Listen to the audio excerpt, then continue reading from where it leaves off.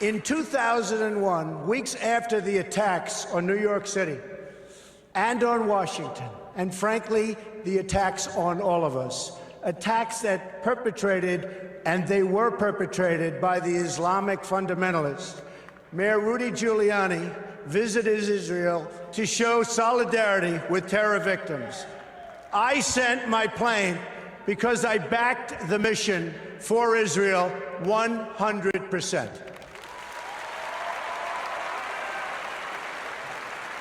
I went down to the scene and we set up headquarters at 75 Barclay Street, which was right there with the police commissioner, the fire commissioner, the head of emergency management. And we were operating out of there when we were told that the World Trade Center was going to collapse. And it did collapse before we could actually get out of the building. So we were trapped in the building for 10, 15 minutes and finally found an exit and got out, walked north, and took a lot of people with us. Giuliani, in his own words, has admitted that he was warned that the World Trade Center was going to collapse. This despite the fact that there was no possible way for this to be predicted in the first hour of the unfolding disaster. Even more incredibly, despite being given this warning, no effort was made to pass it on to the police, firefighters, and other responders who were still working in and around the buildings. I remember getting a call from the fire department commander telling me that they were not sure they were going to be able to contain the fire. And I said, you know, we've had such terrible loss of life. Maybe the smartest thing to do is pull it. And they made that decision to pull, and then we watched the building collapse. I mean, you look at Larry Silverstein, who's a terrific owner in New York and a very good friend of mine who I just called. I was very worried about him because I assumed maybe he was in the building. He took possession of the building 1 week ago. As you know, he just bought the World Trade Center. Right. A lot of people ask, how is it possible that a Boeing plane would be able to destroy or two planes would be able to destroy the Twin Towers? Because they were constructed to withstand like a 707 attack. Well, it's tremendous power and tremendous heat, and people were willing to die, and when they're willing to die and when they're willing to become kamikazes of a sense, there's very little you can do about it. I mean, the heat and the power, actually it was amazing that the initial jolts didn't jar the building as much as people would have thought, but the tremendous amounts of fuel that was dumped on the building and 1,600 degrees temperature, I guess that's probably more than anything could take, no matter what. Will you be involved? Will you take any efforts, any steps to reconstruct the area? Well, I have a lot of men down here right now. We have over 100, and we have about 125 coming, so we'll have a couple of hundred people down here. And they're very brave, and what they're doing is amazing. And we will be involved in some form in helping to reconstruct.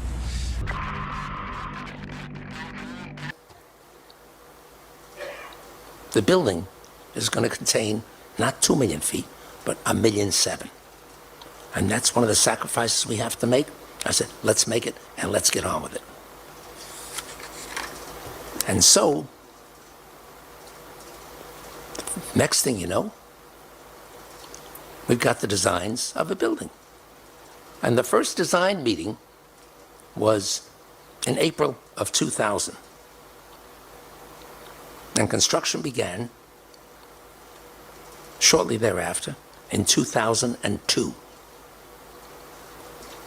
The developer is actually a friend of mine, but he didn't want to build this building either. If you look back at the records, I mean, when it was first foisted upon him, Larry Silverstein is a great guy, he's a good guy, he's a friend of mine, but he didn't want to build this pile of junk, and it's a shame. It's really a shame. Now that you have Donald Trump and possibly Larry Silverstein, who is the developer who owns the lease to Lower Manhattan, when you have that group saying it's time to rebuild the Twin Towers and reclaim New York's skyline, there's a certain momentum that most politicians will likely get behind. In the year 2000, Donald, you considered running for president. If you had done that and if you had been successful, what do you think you'd be doing right now? Well, I'd be taking a very, very tough line, Alan. I mean, you know, most people feel they know at least approximately the group of people that did this and where they are. But boy, would you have to take a hard line on this. This just can't be tolerated, and it's got to be very, very stern. This is, as you and I were discussing before, Alan, this was probably worse than Pearl Harbor. Many more people are dead, and this country is different today, and it's going to be different than it ever was for many years to come. The document was effectively a charter of the Project for a New American Century, a neoconservative think tank in Washington. The founding members included Donald Rumsfeld, Dick Cheney, Paul Wolfowitz of the Defense Department, Richard Pearl, head of the Defense Advisory Board, Louis Libby, Cheney's chief of staff, John Bolton, Undersecretary of State for Arms Control, Elliot Cohen, who's on the Defense Policy Board. Much of what these men wanted is coming true. They urged that the U.S. abandon the anti-ballistic missile treaty. It has. They wanted establishment of more permanent U.S. military bases abroad. That is happening in the Philippines and in Georgia and will likely happen in Iraq. They urged regime change as a goal of foreign wars, not just in Iraq. They wanted the U.S. as a global constabulary, their word, unburdened by the UN or world opinion, preventing any challenge to U.S. dominance.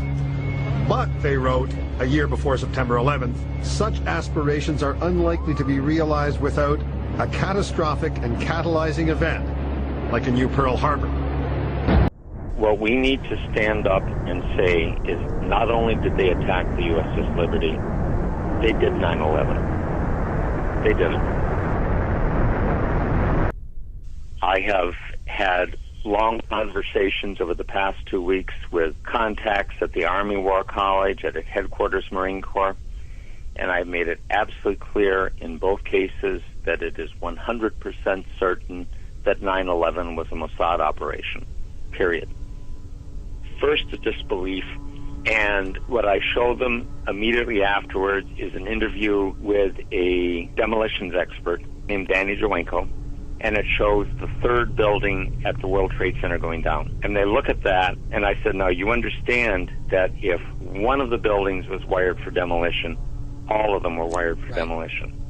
And that's it. That's the tipping point. Getting into arguments about who was flying what and where they were and whether there was nanothermite, those things are true, but they're incidental. The thing that's necessary is to tell people 3 buildings went down, the third was not hit by a plane, it was wired for controlled demolition, therefore all of them were wired for controlled demolition, and at that point the reaction is rage. First disbelief and then rage. 9/11 has led directly to 60,000 Americans dead and wounded. God knows how many hundreds of thousands of people in other countries that we've killed or wounded or made homeless. This is an open wound. And what Americans need to understand is they did it. They did it. And if they do understand that, Israel's going to disappear. Israel will flat-ass disappear from this earth. I sent a film to one of my colleagues, and it basically had Americans grieving over their dead coming back. And I showed one of them, it was a woman just wrenched by grief, over her dead soldier. And I said, if Americans ever know that Israel did this, they're going to scrub them off the earth. And they're not going to give a rat's ass what the cost is. They are not going to care. The first thing, Mark, is astonishment. They didn't know. They truly didn't know. And these are not unintelligent people. They really didn't know. And the next statement is rage. Real rage. The Zionists are playing this as truly an all-or-nothing exercise. Because if they lose this one, if the American people ever realize what happened, they're done. The military has not been bought. The military is loyal, but it has not been bought. And if it ever understands this, really, really deeply understands this, and this is what I got when I put some of these things to the Army War College and to Headquarters Marine Corps. I mentioned to a contact at Headquarters Marine Corps, I said, they did 9/11. And it was, you don't mean it. I said, absolutely. And if they ever understand that, these people are history. Completely shocked. Unbelievable.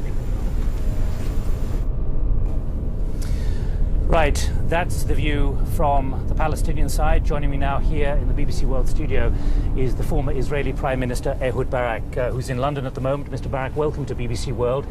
First, your reaction, having heard what's happened. At least 4 planes have been hijacked, and there may be more. The world will not be the same from today on. I don't know who is responsible. I believe we will know in 12 hours. Bin Laden sits in Afghanistan. There is a source of who else terror. Can you identify, though?